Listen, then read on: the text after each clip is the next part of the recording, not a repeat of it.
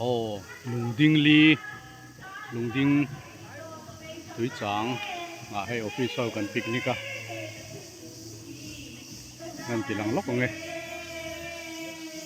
เฮ้ยอันวมเวเราเรียวเนี่ย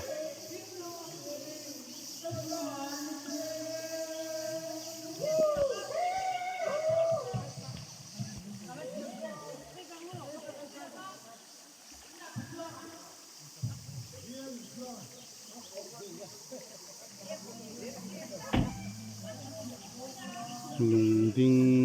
ลีอันเดียลุงดิงลีตักจูทางโคลนี่ออกไหมอันวมก็ไม่ให้เสียงเวทีนี่อันวมเรียวนี่ให้ยาปันทางนะกงนี่ไหมอ่ะนี่กงปุยเทรนนักละวะปุยโรเต้อยู่กลางทางเอรอจุงไงเวีย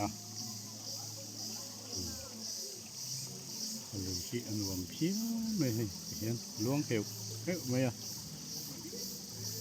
เฉพาะที่หมักเด้วที่อมเวอันนี้ไล่ลุงเฉพาะหันเอ็นเสียงไม่โดนตาอีหลา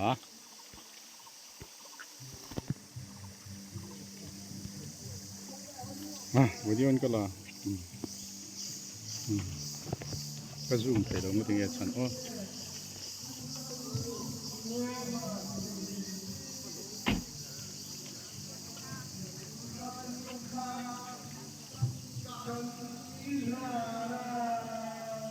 วิดีโอก็ละก็ซูมถ่ายตัดแล้ว